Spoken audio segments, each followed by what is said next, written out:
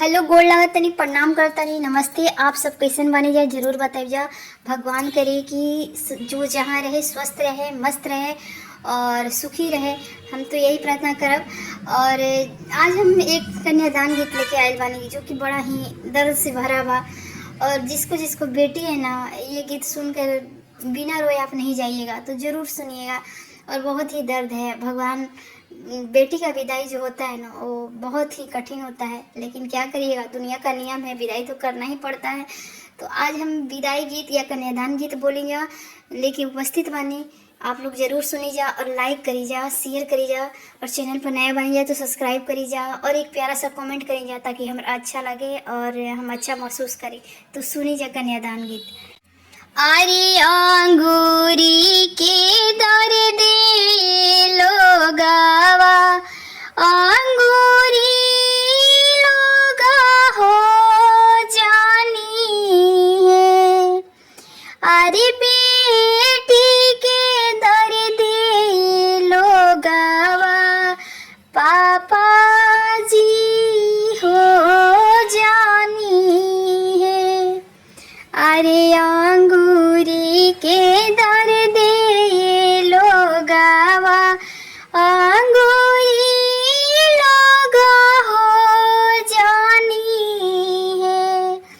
अरे बेटी के दर दे लोगावा, पापा जी हो जानी है। पक्षी जे लोगावा, आकाश बालू खिलाती।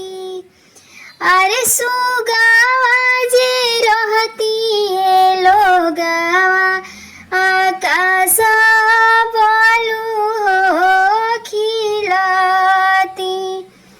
अरे मछली जे रहती है लोगावा, पानी में डूबी हो जाती। अरे मछली जे रहती है लोगावा, पानी में डूबी हो जाती। फटती धरती आए लोगावा, समाई बोलो जाईती। अरे पापा के बुझवाई लोगावा, उतारी बोलो हो दिहती। अरे पापा के बुझवाई लोगावा, उतारी बोलू हमें दिहती। अरे सुगावा जे रहती है लोगावा, आकाश बोलू हो खिलाती। अरे मछली जे रहती है लोगावा, पानी में डूबी हो जाती। अरे मछली जे रहती है लोगावा, पानी में डूबी हो जाती। अरे फटती धरती आए लोगावा, समाई बोलू हो जाती। अरे फटती धरती आए लोगावा, समाई बोलू हो जाती। अरे चाचा के बुझवाए लोगावा, उतारी हम हो दिहती।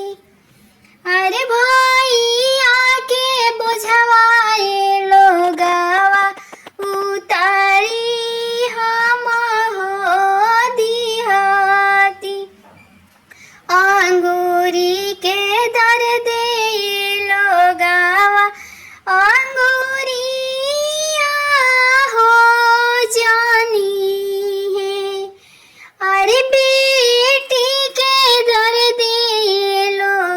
भव